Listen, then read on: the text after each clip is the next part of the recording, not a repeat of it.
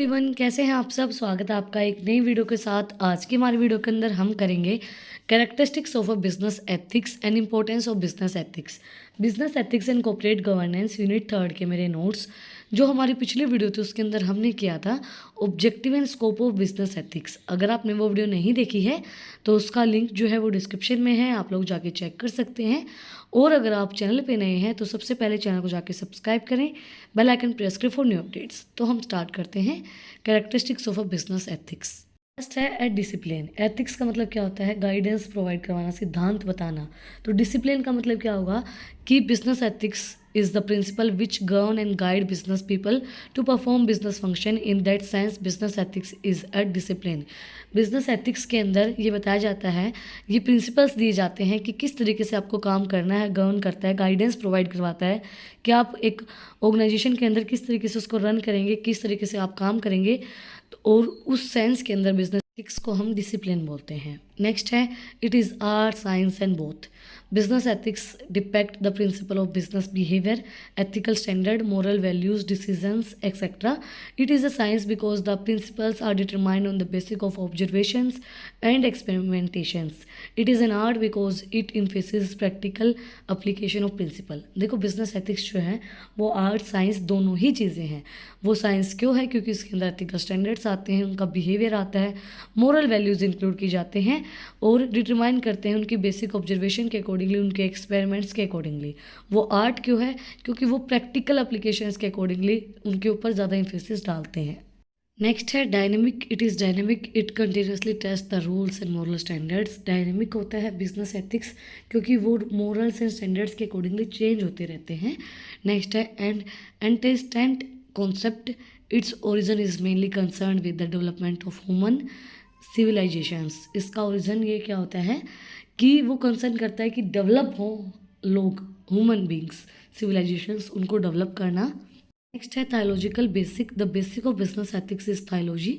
Business ethics become possible due to the theological principle such as sentry, human welfare, services, good behaviour etcetera. Business ethics जो है वो थायोलॉजी के ऊपर भी ज़्यादा बेस्ड होते हैं। बिजनेस एथिक्स जो है वो पॉसिबल इसके अंदर क्या बोला गया है कि अच्छा बिहेवियर हो लोगों का, सर्विसेज अच्छी मिले, अच्छा उनके साथ बिहेवियर हो, ह्यूमन बींग्स के का वेलफेयर हो। एथिक्स हमें यही बताते हैं कि भाई उनके साथ बिहेवियर अच्छा हो, उनको सर्विसेज अच्छी मिले, उनके साथ उनको और भी उभरे, वो वेलफेयर उनका ज़्यादा अच्छा हो। Based on social reality and customs. Business ethics जो है वो इमोशंस के ऊपर बेस्ड नहीं होते, वो रियलिटी के ऊपर बेस्ड होते हैं। Business ethics is not based on emotion but is based on reality and social customer prevailing in the business environment. Business ethics जो वो इमोशंस के ऊपर बेस्ड नहीं होते, वो रियलिटी के ऊपर बेस्ड होते हैं। रियल जो चीज़ें होती हैं, सोशल जो कस्टम होती हैं, वो उन सब चीज़ों के ऊपर बेस्ड होते हैं। नेक्स्ट है relating to human aspect. Business ethics study the activity, decision and behaviour which are related with human beings. Business ethics जो है वो स्टडी करते हैं हर एक एक्टिविटी को जो लोगों के बिहेवियर से डिटरमाइन करती है, लोगों से डिटरमाइन करती है, उनकी एक्टिविटीज से डिटरमाइन करती है, उनके डिसीजन से डिटरमाइन करती है। उन सारे चीज़ों को स्टडी करता है हमारा बिजनेस एथिक्स। उसके अकॉर्डिंगली फिर एथिक्स बनाए जाते हैं, रूल्स रेगुलेशंस, गाइडेंस प्रोवाइड करवाई जाती हैं। नेक्स्ट है universal application. It has universal application because business exist all over the world. Business ethics जो है वो यूनिवर्सल एप्लीकेबल होते हैं क्योंकि जो बिज़नेस है वो पूरे देश के अंदर है। ऐसा तो नहीं है कि कोई एरिया ऐसा जिसके अंदर बिज़नेस नहीं होता हो। बिज़नेस हमारे पूरे वर्ल्ड के अंदर है, तो बिजनेस एथिक्स भी यूनिवर्सल एप्लीकेबल होते हैं। नेक्स्ट है develops personal dignity. The ethical principle develops the personal dignity. Many of the unethical behaviour arise due to the not giving dignity to the individuals. जो personal dignities हैं वो develop की जाती हैं ethical के अंदर, एथिक्स के अंदर। बहुत से ऐसे अनएथिकल बिहेवियर हैं जो अराइज होते हैं बिना पर्सनल डिग्निटी के, तो इसलिए एथिक्स के अंदर पर्सनल डिग्निटी होनी चाहिए। नेक्स्ट है differ with individual perspective. Ethical decision differ with the individual perspective of different persons. Ethical जो डिसीजंस हैं वो डिफर करते हैं पर्सनल पर्सपेक्टिव्स के अंदर क्योंकि अलग अलग हमारे एथिकल डिसीजंस होते हैं, तो वो हमारे डिफ़ाइन करते हैं, डिफ़र करते हैं कि भाई हमारा किस तरीके का पर्सपेक्टिव है, हम कौन से एथिक्स को फॉलो करते हैं। नेक्स्ट हमारा टॉपिक है importance of business ethics, correspondence to basic human needs.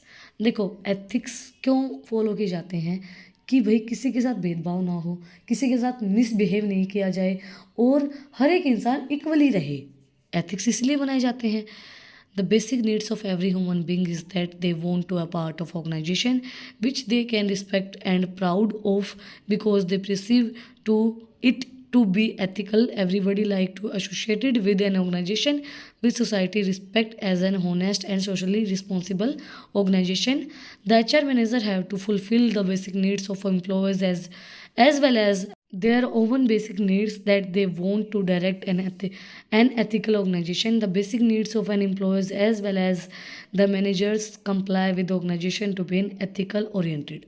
कोई भी इंसान ऐसी ऑर्गेनाइजेशन के साथ अटैच नहीं होना चाहेगा। ऐसी ऑर्गेनाइजेशन या ऐसा कोई इंसान कोई ह्यूमन बीइंग के साथ भी अटैच नहीं होना चाहता जिसकी रिस्पेक्ट ना करता हो, कोई सोसाइटी उसको अच्छा नहीं मानती है, उसके साथ कोई भी इंसान जुड़ना नहीं चाहेगा।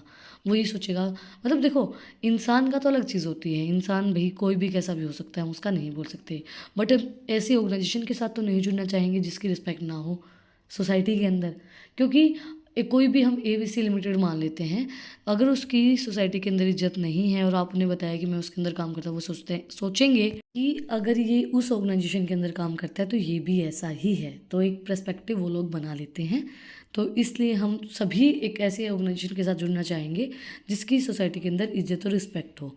तो इसीलिए बिजनेस एथिक्स जो हैं वो इम्पोर्टेंट होते हैं। नेक्स्ट है credibility in the public.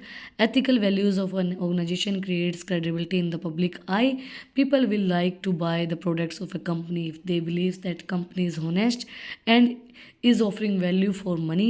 The public issues of such companies and bound to be a success because of these reasons. Only the coal companies and spending huge sums of the money on the advertisement nowadays to convey the public that their products are safe and free from the pesticides of any kind. देखो, अगर आप लोग को ये बात पता है कि कोई कंपनी सिद्धांत के अकॉर्डिंगली चल रही है तो होनेस्ट है, उनकी जो वो पैसा ले रहे हैं वो उनको वर्थ है कि वे उनको लेना भी चाहिए। एक होते हैं उनके एथिक्स, दोनों ही चीज़ें मैटर करती हैं। अब कई बार आप लोगों ने कहता सुना होगा, भाई ये इंसान पैसे तो लेता है पर ये चीज़ भी वैसे ही देता है। तो वही चीज़ होती है कि आप लोग ऐसी चीज़ लो, ऐसे एथिक्स को कोई इंसान फॉलो कर रहा है, जो ऑर्गेनाइजेशन फॉलो कर रही है, तो आप उसी के साथ बिजनेस करना या उसी के साथ जुड़ना, उसी से प्रोडक्ट लेना ही पसंद करेंगे। नेक्स्ट है credibility with the employees. When employees are convinced of the ethical values of organization they are working for, they hold the organization in the high esteem. It creates common goals, values and language. The HR manager will have a credibility with the employees just because the organization has credibility in the eye of the public, precedes social uprisings and moral values can win the employees more than any other incentives plans. जो employees आपके organisation के अंदर काम कर रहे हैं उनकी भी सोशल वैल्यूज़ होनी चाहिए, उनका एक कॉमन गोल होना चाहिए, उनकी वैल्यूज़ होनी चाहिए, उनकी लैंग्वेज सही होनी चाहिए। HR मैनेजर जो है वो क्रेडिबल होता है एम्प्लॉयज़ के कि भाई वो सारी चीज़ें देखे, क्योंकि HR पब्लिक की आइज़ में होता है। अगर HR अच्छा होगा, उसकी लैंग्वेज अच्छी होगी, उसकी वैल्यूज़ अच्छी होगी, तो लोग उसको भी, उसके ऑर्गेनाइजेशन को भी अच्छा मानेंगे कि यार मैंने देखा था वो बहुत अच्छे से बात करता है, उसकी वैल्यूज़ हैं, वो अपनी बात पे खरा इंसान है। तो वो चीज़ मैटर करती है एम्प्लॉयज़ के अंदर भी कि एम्प्लॉयज़ भी क्रेडिबल हों, HR भी क्रेडिबल हो, उसकी वैल्यूज़ एंड वो फॉलो करता हो। नेक्स्ट है better decision making. Respect for ethics will force management to take various economic, social and ethical aspect into consideration while taking the decision. Decision making will be better if the decisions are in the interest of the public, employees and companies on long term goals. अच्छा decision लेना भाई, better decision making, management जो है वो सही decision ले, economy के regarding भी, सोशल भी और एथिकल भी, सारी चीज़ों को कंसर्न करके वो अपना डिसीजन ले। जो डिसीजन आपने लिया है वो उसके अंदर पब्लिक का इंटरेस्ट भी होना चाहिए, एम्प्लॉयज़ का भी होना चाहिए और कंपनी का खुद का भी होना चाहिए कि कंपनी भी लंबे समय तक चलती रहे। नेक्स्ट है profitability. Being ethical does not mean not making any profit. Every organization has a responsibility towards itself also is to earn profits. Ethical companies are bound to be successful and more profitable in the long run, through in the short run they can lose money. देखो ethics जो हैं वो ये नहीं कि भाई profit कमाने के लिए हैं, नहीं, being ethical does not mean not making any profit. ऐसा नहीं है कि भाई हम एथिक्स को फॉलो करते हैं तो हम अपना प्रॉफिट नहीं कमाएंगे। बिजनेस अगर किया है तो वो प्रॉफिट के लिए ही किया है। देखो, अगर नॉन प्रॉफिट ऑर्गेनाइजेशन है तो अलग बात है, नहीं तो अगर इंसान अगर बिजनेस कर रहा है तो वो प्रॉफिट के लिए ही कर रहा है, लेकिन एक जायज़ रेट पे करो, एक जायज़ तरीके से करो। हमने पैसे लगा के कोई बिज़नेस को सेटअप किया है, 40-50 लाख रुपए हमने बिज़नेस के अंदर लगाए हैं, तो भई हमने प्रॉफ़िट कमाने के लिए लगाए होंगे। तो एथिकल का मतलब ये नहीं होता, एथिक्स का मतलब कि हम प्रॉफ़िट नहीं कमाएँगे, हम प्रॉफ़िट कमाएँगे बट सही तरीके से कमाएँगे। मतलब अपने एथिक्स को भी फ़ॉलो करेंगे, लेकिन जितना हमें प्रॉफ़िट कमाना है हम वो भी कमाते रहेंगे, हमारी मोरल वैल्यूज़ को हम डाउन नहीं करेंगे। लास्ट बट नॉट लीस्ट, हमारा protection of society.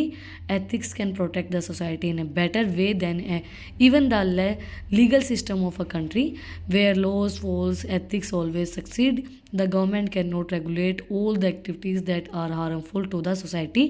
A HR manager who is ethical sound can reach out of adjected employees more effectively than the policy. Ethics जो है वो सोसाइटी को भी बहुत ज़्यादा सेफ फील करवाते, प्रोटेक्ट करते हैं बेटर वे के अंदर, क्योंकि लीगली सारी चीज़ें हो रही हैं, लॉज के अकॉर्डिंगली हो रही है। एथिक्स सक्सेस करता है उस चीज़ के अंदर। गवर्नमेंट भी आपके ऊपर फेथ करती है कि भाई आप जो भी चीज़ कर रहे हो वो सोसाइटी के लिए हार्मफुल नहीं है। तो एथिक्स उस चीज़ को दर्शाते हैं कि हाँ, जो हो रहा है अच्छा हो रहा है।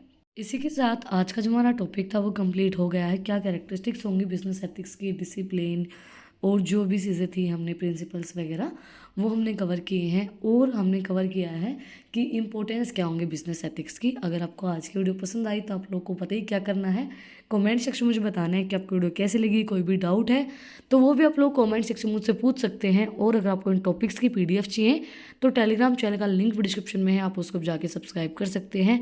और भी इंटरेस्टिंग रील्स को देखने के लिए इंस्टाग्राम चैनल का लिंक भी डिस्क्रिप्शन में है, वहाँ पर जाके आप मुझे फॉलो कर सकते हैं। फिर मिलते हैं एक नई वीडियो के साथ, एक नए टॉपिक के साथ। Like, share and subscribe. Thank you for watching my video.